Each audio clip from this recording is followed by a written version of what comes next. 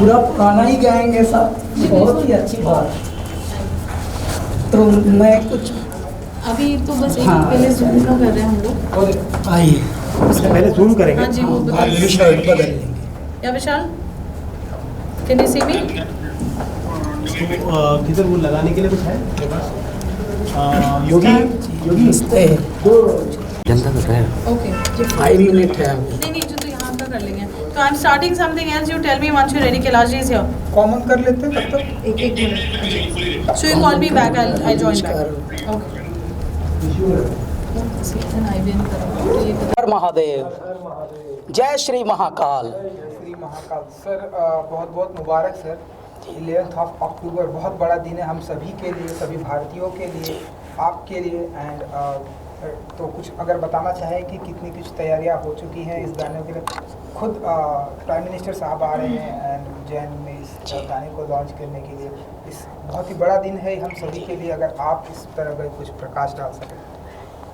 मैं ये बताना चाहता हूँ इस पृथ्वी को, देखिए युग परिवर्तन हो रहा है और युग परिवर्तन में भारत की अग्रिम भूमिका आ रही है, मुख्य भूमिका आ रही है। भारत पूरी पृथ्वी को बता रहा है कि मनुष्यों, दिमागों वालों ने तो दुनिया बहुत चलाई है, लेकिन अब हृदय में आना पड़ेगा और हमारे आध्यात्म, हमारी पौराणिकता, हमारी परंपराओं से जुड़ना पड़ेगा। उसी का एक प्रतिरूप है ये कि मध्य प्रदेश शासन और संस्कृति विभाग द्वारा प्रधानमंत्री जी के नेतृत्व से, वहाँ के मुख्यमंत्री जी के नेतृत्व से जिस प्रकार से हमारे आध्यात्म का पुनर्जागरण हो रहा है, इसी प्रकार से एक तरह से संस्कृति का अभ्युदय और ये एक स्वर्णिम पल हम कह सकते हैं हो रहा है। 11 अक्टूबर को प्रधानमंत्री जी अनावृत करेंगे जय श्री महाकाल लोक, यानी उज्जैन, जो सप्त ऋषियों द्वारा बसाई हुई नगरी है, जो पृथ्वी पर पहली नगरियां 7 बनी थी, उनमें से उज्जैन एक है जो भारत के मध्य में स्थित है। उसका थोड़ा सा पुनरुत्थान हुआ है। क्यों? क्योंकि हम लोग बहुत हैं पृथ्वी पर और धीरे धीरे सब चीज़ें कंजेस्टेड हो गई थी, तो अब वो थोड़ा थोड़ा उसका जीर्णोद्धार हुआ है। 11 तारीख को महाकाल लोक का लोकार्पण हो रहा है। तभी हम लोगों को सौभाग्य मिला कि मध्य प्रदेश सरकार ने हमसे आग्रह किया था, वहाँ के मुख्यमंत्री जी ने 6 महीने पहले, कि आप इसको गाना को बनाइए, और उसके बाद हम लोग इस पर लगे हुए थे। बहुत ही प्रेम से हम लोगों का ये गाना, ये समझिए जय श्री महाकाल कोई माइंड की उपज नहीं हो सकती। मेरे दाता ही, मेरे भोलेनाथ ही, मेरे महादेव ही स्वयं शब्द बनकर, उद्घोष बनकर, नाद बनकर स्वयं बह रहे हैं। हम तो पाइप हैं, हम एक माध्यम हैं, हमसे जो अमृत बह रहा है वो स्वयं परमात्मा है। और इसीलिए इसका जब अनावरण होगा तो हम वहाँ गाएंगे, प्रधानमंत्री जी के उपस्थिति में ही ये स्वर्णिम पल होंगे। तो 11 अक्टूबर को आप सभी से अनुग्रह है, प्रार्थना है कि जितने भी टीवी हैं, जितने भी न्यूज़ चैनल हैं, जितने भी यूट्यूब हैं धरती पर, जितने भी सोशल मीडिया के आजकल मंच बने हैं, कृपया उनसे जुड़े रहिए। भोर है ये पृथ्वी पर, भोर में ब्रह्म मुहूर्त में होगा। 7 बजे का ही हमें समय आवंटित हुआ है ब्रह्म मुहूर्त में, सुबह, यानी जब सूर्योदय होगा तभी जय श्री महाकाल का उद्बोधन हो रहा होगा। तो आप कृपया जुड़े रहिए और अपना आशीर्वाद परमात्मा से प्राप्त कीजिए और हमको स्वयं दीजिए। कैलाश जी, हिस्ट्री में आपका नाम, जब उज्जैन कॉरिडोर की बात की जाएगी, आपका नाम सबसे ऊपर रहेगा। आपकी क्या फीलिंग है, क्या थॉट्स हैं उसको लेकर? जी, मैं तो बताता हूँ, मैं सोचता नहीं हूँ, मैं अनुभूतियों में, मैं महसूस में रहता हूँ। और क्योंकि ये महसूस ऐसा है जैसे परमात्मा, देखिए जब बालक छोटा होता है तो उसको दौड़ा दौड़ा कर माता पिता कैसे खिलाते हैं, ले बेटे लास्ट, बस एक लास्ट है, एक देखो भगवान गणपति ने भी खा के सोए हैं ना, अभी आप भी खाओ, बस लास्ट खा के फिर सोई सोई करेंगे। परमपिता परमेश्वर हम सभी को दौड़ा दौड़ा के खिलाते हैं, इतना लाड़ करके खिलाते हैं, बस हम में सुपात्रता होनी चाहिए। और मैं ऐसा मानता हूँ कि शायद हमारे कुछ कर्म में, हमारे पुण्यों में, हमारे प्रारब्ध में इस तरह का कुछ पुण्य रहा होगा, इस तरह का कुछ सुकर्म रहा होगा, सत्कर्म रहा होगा, हमारी जो बैलेंस शीट है उसमें शायद ऐसा रहा होगा कि रिटर्न चेक आएंगे सरकार से, तो वहाँ परमात्मा की सरकार से यानी परम सत्ता से हमको ये अच्छे सौभाग्य के पल मिलते हैं कि उनकी सेवा, उनकी स्तुति, उनका मनन करने का सौभाग्य प्राप्त होता है। शायद ये सुशुभ कर्मों का फल है।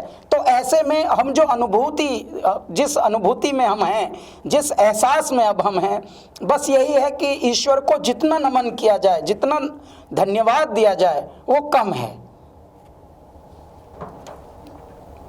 कैलाश जी, मैं पर्सनली ये जानना चाहूँगा कि क्या भगवान महादेव के ऊपर काफ़ी गाने बनते हैं और हर सिंगर एक अलग अलग गाना प्रकट करता है।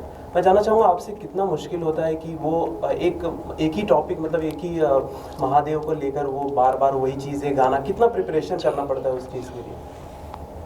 ऐसे तो इस पृथ्वी पर हर कार्य हो चुका है, कोई भी ऐसा नहीं जो अब तक ना हुआ हो, परंतु काम करने का ढंग जो होता है वो निराला होता है और वो आपको भिन्न कर देता है। आज तक बहुत गाने बने थे, लेकिन पृथ्वी पर जब हम लोगों का पदार्पण कराया ईश्वर ने, तो हमारे ढंग अलग थे, हमारा रंग अलग था, हमारी खुशबू अलग थी। इसके लिए जो गाने मात्र मंदिरों में, देवालयों में और इस तरह की जगहों में, आध्यात्मिक स्थलों पे बजते थे, वो धीरे से क्लबों में आ गया, युवाओं तक आ गया। अगर बम बम बम बम बम बम बम बम बम लहरी, अगर बम बम बम बम बम बम बम बम बम लहरी। और 18 साल हमारे जीवन को हो गए संगीत में। अभी भी जो आज के गायक हैं, आज के संगीत के साधक हैं, वो लोग भी इस पद्धति को अपनाने के लिए उत्सुक हैं, जिज्ञासु हैं। परंतु आज भी जब हम कुछ नया करते हैं तो वो करते हैं जो पहले न किया हुआ हो। देखिए, शब्दों से लेकर नाद तक, इस जय श्री महाकाल एंथम में भी हम लोगों ने 21 सपेरे जो बीन बजाने वाले होते हैं, वो भी मंच पे, गलियों में नहीं, जो मंच पर यानी जो परफॉर्मर्स हैं वो आए थे। और टोटल जो संगीत के साधक इसमें जुड़े 108 हमारे मन के होते हैं जपने के। 108 संगीतकारों ने इसमें अपनी समझ लीजिए यज्ञ में आहुति दी है। और 21 जो बीन प्लेयर थे वो आए थे, साधक बोलता हूँ मैं उनको, और वो महादेव के, वो नाथ संप्रदाय के होते हैं, महादेव के भगत होते हैं वो। तो बगल बच्चा बज रहा है। इनफैक्ट आप दंग हो जाएंगे, आज हमारा शूट है वीडियो का और उसमें भी हम बगल बच्चा लेकर ही नाचने वाले हैं। हमको नाचना नहीं आता, लेकिन हम क्या करने वाले हैं, हम पगलाने वाले हैं ऐसे करके। तो आप देखिएगा, देखिए परमात्मा को जो प्रेम करते हैं आप तभी कर सकते हैं जब पूर्ण समर्पण हो। यदि आप माइंड से कुछ उपज करेंगे तो मनोरंजन का कार्य हो जाता है।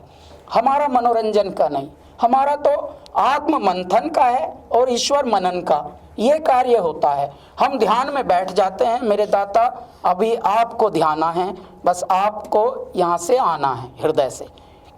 ऐसे फिर बहते हैं नदी की तरह शब्द भी, क्योंकि इसकी अगर ओपनिंग लाइन में बोलूं तो भारत मध्य स्वयंभू ज्योतिर्लिंग यजामहे, हे पार ब्रह्म परमेश्वर शिव शंभु दयामहे।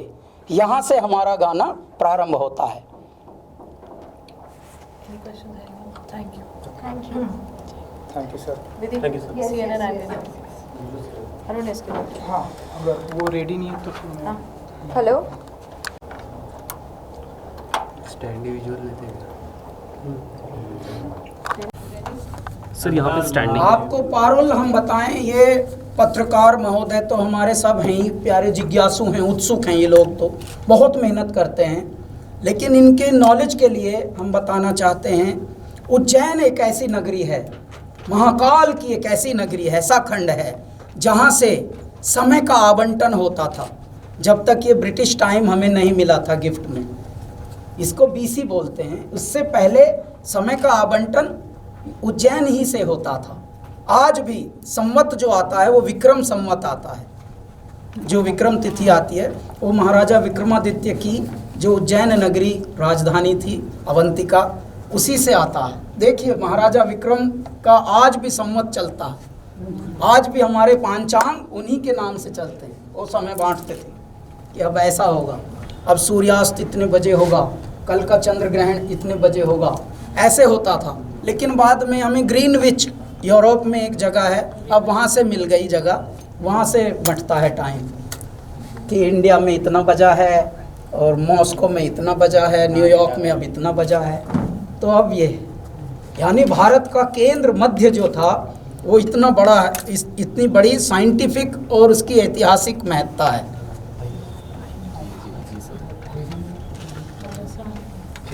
डन जी, विजुअल्स हो गया? रेडी? काम हो गया साहब? हम चलेंगे।